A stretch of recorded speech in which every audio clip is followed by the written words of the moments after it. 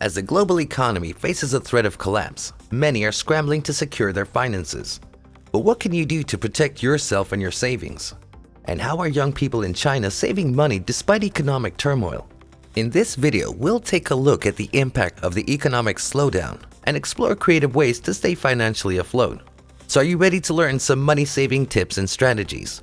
And how are Chinese Post-95s adapting to the changing economic landscape? It's a second-tier mall. In a southern city with a sale, people are crowding the escalator out of fear of missing out. Chinese suffering and fear lie behind these unsettling deeds.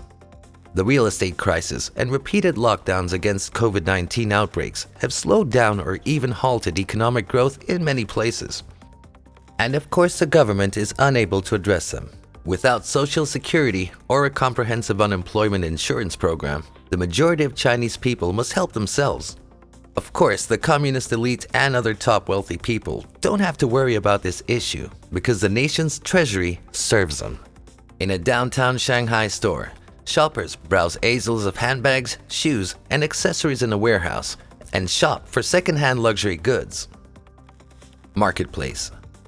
A year ago, a shopping trip for this lady would have usually involved standing in queues at the glitzy flagship stores of brands like Louis Vuitton and Gucci in Shanghai in search of the latest season's luxury bag. But these days, the office worker is exploring buying second-hand luxury products. Given the economic climate, consumption will be downgraded as a corporate slave. Man, he said the number of ZER cosigners, or people putting up their goods for sale, has soared 40% so far in 2022 over the same period last year. The platform now has 12 million members and expects to sell 5 million. Consumption habits haven't altered significantly.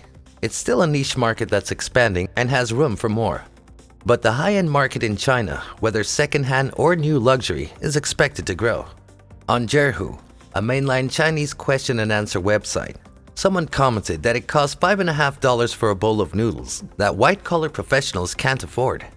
In 2022, their earnings will be lower, so even dinner is displaying the same trend. With only $1.20, the Zhihu subject has also changed. How can white-collar professionals cook lunch and dinner?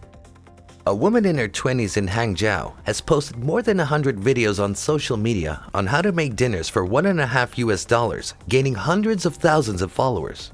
Many others are posting videos of Chinese dishes or dinner ideas that cost no more than $1.50, encouraging themselves to hold on to a girl surnamed Yang, who claims to have been deeply in credit card debt before the epidemic started a low-spending research group. China's social media sites like Xianhongshu and Bilibili offer several ways to save money. According to a Chinese internet post, young people born in 1995 and after in first-tier cities are tightening their belts to survive. I haven't worked overtime for several nights, 3 nights a week or Sundays, so our income is much reduced. Let me show you our plant. Once upon a time, our factory was ranked the first or second largest enterprise in the whole town of Chang'an. We worked 365 days a year and couldn't take a day off for the Chinese New Year. What happened to the glorious times? Our factory hasn't gotten too many orders. The international orders are affected by the environment, so compared to previous years, we are a bit slower. See this compression workshop? There is only one person operating the machine. This is a compression machine, a row. The Chinese Premier League, which is in charge of the economy, introduced a concept of flexible employment a few years ago, which is actually a disguised term for unemployment. In March 2021, he said that flexible employment in China involved more than 200 million people. In May 2020, one of the premier proposals was to let people with flexible status work as street vendors, which caused a fever for street vendors in many parts of China.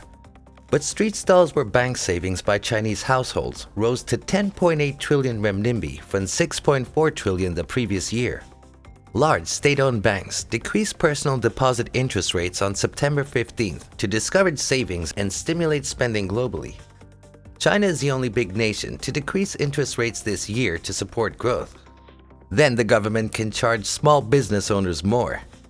One way to do this is to issue astronomical fines to vendors who raise their prices. Attention everyone, attention all businesses. If you dare raise prices, I will make you lose all your money. As the Communist Party celebrates its 73 years in power, the lowest levels of society in China have few channels to make their voices heard. Dismal scenes reveal that the party's triumphs and happiness had little to do with them abroad. Hope you enjoyed the video. Please leave your thoughts in the comments section below. If you enjoyed this video, be sure to like, subscribe, and turn on the notifications before leaving. Thanks for watching, and we'll see you in the next one.